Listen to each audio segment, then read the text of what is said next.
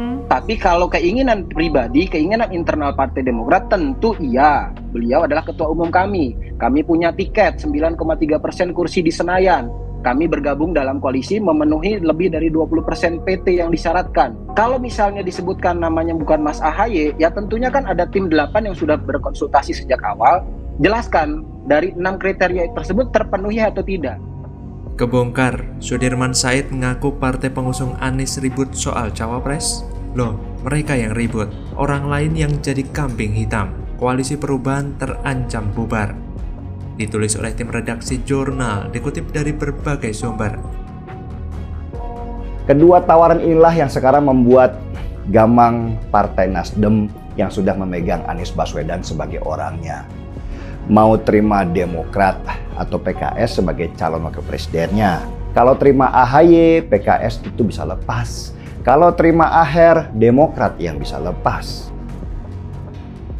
Halo, kembali lagi dengan saya Endra Caniago di channel Jurnal 45. Pegiat media sosial Yusuf Muhammad alias Yusuf Dumdum menyoroti pernyataan anggota tim 8 Koalisi Perubahan untuk Persatuan, Sudirman Said, yang menyebut bahwa koalisi memiliki latar belakang dan konteks internal yang berbeda-beda dalam mencari calon wakil presiden atau cawapres pendamping Anies Baswedan di Pilpres 2024. Menurut Yusuf, koalisi pendukung Anies lah yang mempunyai masalah di internal, namun pihak luar yang selalu disalahkan. Seperti Anies disebut sengaja dijegal hingga Anies disebut telah dizolimi. Dan ternyata, kata Yusuf, semua faktanya telah terungkap. Tuduhan yang ditujukan ke Anies Baswedan itu hanya sebuah framing jahat untuk menutupi permasalahan di internal pengusung Anies. Mereka yang ribut, orang lain yang jadi kambing hitam. Seperti diketahui, anggota tim 8 Koalisi Perubahan untuk Persatuan Sudirman Said mengatakan bahwa tak lama lagi akan mengumumkan kandidat calon wakil presiden yang akan mendampingi Anies Baswedan pada pemilu 2024. Ia mengatakan koalisi mengapresiasi pandangan berbeda dalam soal waktu deklarasi sekaligus pengumuman calon pendamping Anies Baswedan. Mantan Menteri ESDM ini meyakini bahwa setiap pandangan memiliki latar belakang dan dasar pemikiran. Ini menandakan bahwa koalisi perubahan memang tidak solid. Internal mereka lah yang sebenarnya rapuh. Bahkan potensi bubarnya koalisi perubahan sangat mungkin terjadi.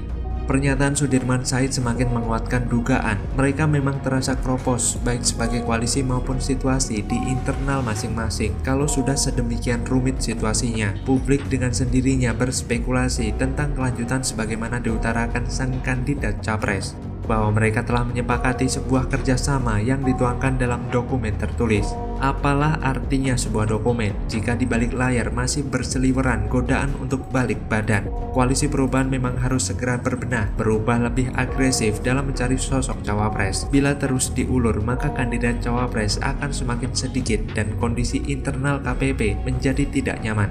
Anies memang terkenal, Anies memang populer di tengah masyarakat. Nama Anies selalu banyak diperbincangkan, tapi dari segi negatif. Fakta yang diketahui masyarakat saat ini bahwa Anies adalah sosok mantan gubernur yang selalu kelebihan bayar, bahwa Anies adalah sosok mantan gubernur yang suka menghambur-hamburkan uang APBD, bahwa Anies adalah sosok mantan gubernur yang selalu besar omong, yang suka membual tapi tidak bisa bekerja, dan bahwa Anies adalah sosok mantan gubernur yang telah gagal dalam memimpin DKI Jakarta. Maka dari itulah Anies beserta kelompoknya yang tergabung dalam koalisi perubahan selalu suka ribut sendiri, menghalalkan segala cara, bahkan dengan cara-cara yang konyol yang basi. Taktik politik merasa dijegal, merasa dizolimi, merasa diintimidasi, playing victim, berakting seolah-olah menjadi korban kezaliman kubu lawan untuk menarik simpati masyarakat, terutama untuk meraih dukungan menuju Pilpres 2024. Dan sungguh politik playing victim ini memang tidak mengenal etika. Mereka seakan tidak punya nurani, selalu membuat isu gaduh, bahkan kadang bisa meresahkan masyarakat, tapi merasa tak peduli. Bagi mereka, yang penting berhasil mencari celah untuk menjatuhkan lawannya dengan tujuan akhir berjaya di Pilpres ke depan. Jadi, saya ulangi lagi, Anies dijegal bukan oleh siapa-siapa, tapi oleh dirinya sendiri dan juga oleh partai pendukungnya yang tergabung di koalisi perubahan. Lantas bagaimana kalau menurut Anda?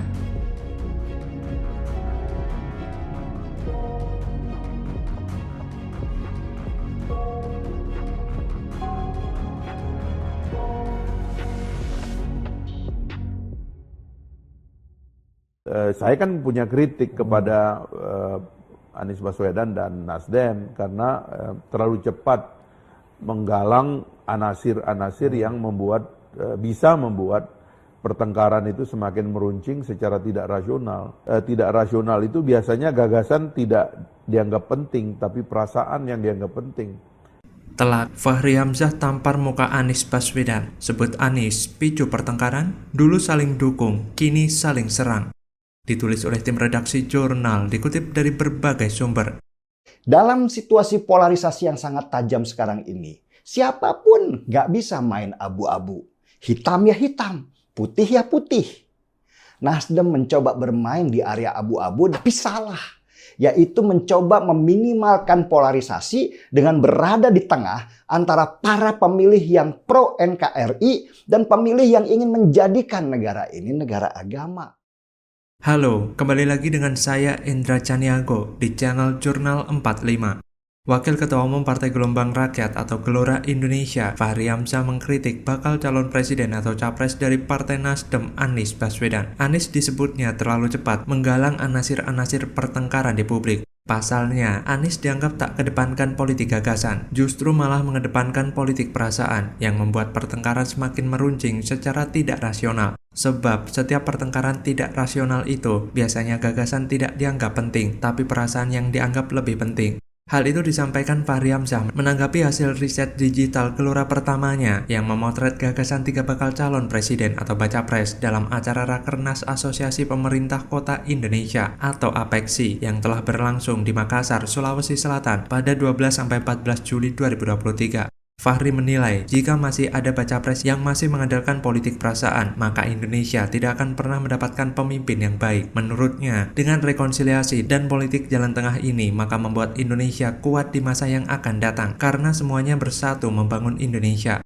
Lebih lanjut, Fahri justru mengklaim dari ketiga baca pres kekinian, yang paling berpeluang menjadi tokoh jalan tengah adalah Prabowo Subianto, bukan Ganjar Pranowo atau Anies Baswedan. Apalagi, kata dia, sekarang Prabowo sudah menjadi bagian dari pemerintahan Kabinet Indonesia Maju yang mengedepankan rekonsiliasi nasional, sehingga tinggal melanjutkan upaya rekonsiliasi yang telah dilakukan Presiden Joko Widodo alias Jokowi. Apa yang disampaikan Fahri Hamzah tentu menjadi tamparan telak bagi Anies Baswedan. Padahal dulu Fahri ini pendukung Anies berat, tapi sekarang malah saling serang. Memang tidak ada kinerja yang diperlihatkan oleh Anies Baswedan, hanya bisa membuat kegaduhan untuk menaikkan citranya. Bisa dibilang, Anies ini bagaikan politik kutu loncat yang akan menuju ke arah manapun asalkan ada keuntungan politik untuk dirinya. Ya, sejak namanya mulai diperhitungkan dalam kancah politik, setidaknya di Jakarta pada Pilgub 2017 kemarin, sosok Anies Baswedan ini memang ngeselin. Awalnya memang beliau terlihat soleh, cakap bicara, dan bisa dianggap pintar karena mungkin waktu itu publik terkesima oleh kemampuan olah katanya. Namun, tetapi semakin kesini, kapasitas orang ini sekaligus tabiatnya semakin terbuka. Bahkan sudah menjadi rahasia umum, ternyata nggak seperti yang orang kira.